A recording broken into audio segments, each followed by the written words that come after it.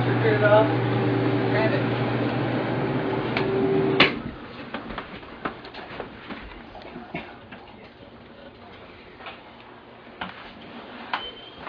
How many of you have ever walked into an art gallery and looked at a beautiful painting and thought, wow, I wonder how long it took for that painting to evolve? Or looked at the inner workings of a clock and marveled at the miracle of all those parts just evolving to work perfectly together. Well, that is just what evolution teaches, is that everything evolved, and the alternative to that idea is intelligent design theory. So I plan on showing how evolution has flaws, and we do need to have an alternative option in the public schools to teach the children.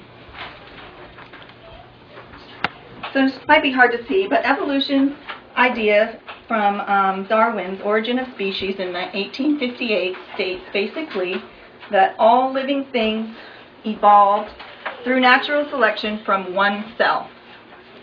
And that's animals, plants, everything. So the problem with evolution, the theory of evolution, is there are several. First of all, where did the original cell come from? In Bioinquiry by Pruitt and Underwood, they go through the experimentation that Louis Pasteur did, and proving basically in 1852 that a cell can only come from a pre-existing cell. A cell cannot spontaneously generate.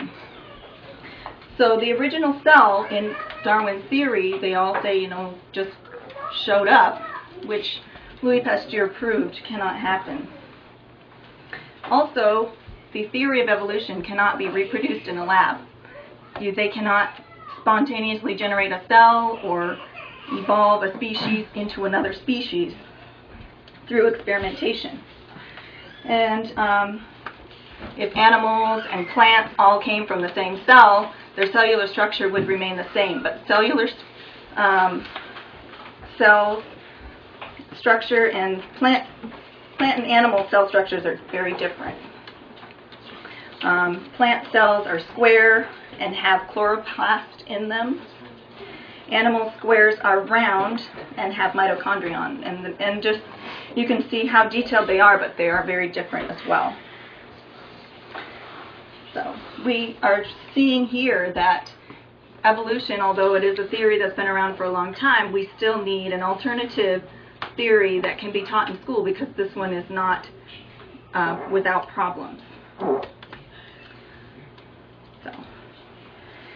So that's where intelligent design comes in. Intelligent design is the theory that certain elements of the universe and living things are best explained by an intelligent cause rather than natural evolution. And this is from the Discovery Institute Center of Science and Culture. And what is intelligent design theory? First of all, it is scientific. It follows the 4 steps of the scientific method. The first is, of course, observation. Scientists observe that intelligent agents produce complex and specific information, otherwise known as CSI.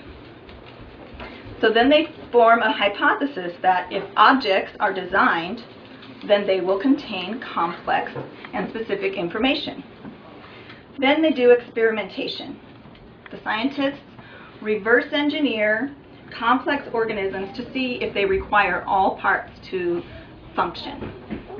And then the 4th, they come to the conclusion that if the organism contains complex and specific information, then it was designed by an intelligent agent. So we do see that organisms do contain CSI, and there's several examples of this. First, I already showed this slide, the cellular structure. The cell is the basic unit of life. It's very small. They couldn't even see it before microscopes existed. But then they found that even though it's the smallest structure of life, contains all these little parts inside of them that are very complex, and they each have their own function that they need to do. Also, we find DNA, which is very complex and very specific for each person. Each individual has a different strand of DNA, which gives all the basic code for how to create a human being. Also, we see the complex design of the human body, how all the systems work with each other and have their own things that they need to do in order to work properly. So another thing that intelligent design theory is not, it is not creationism.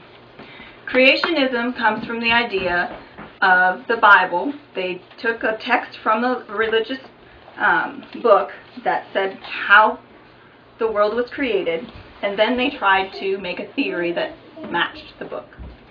So intelligent design theory is not that. Basically, they are looking at the things of they don't have a religious text that they go by. They just say, looking at something that is so complex, they know that it could not have evolved. It had to have a designer. Intelligent design theory does not mention God. It is, they basically leave that out and leave it up to you or I to decide what that intelligent designer is. Could be an alien, or it could be God, but they don't specifically state that. And because of that, intelligent design theory is not religion or religious. So, because of all this, and we've seen that Darwin's theory of evolution does have flaws, we see that we need an alternative theory to be taught in schools. And intelligent design, because it is not religious and it is based on a scientific method, I believe that it should be included in a balanced public school curriculum.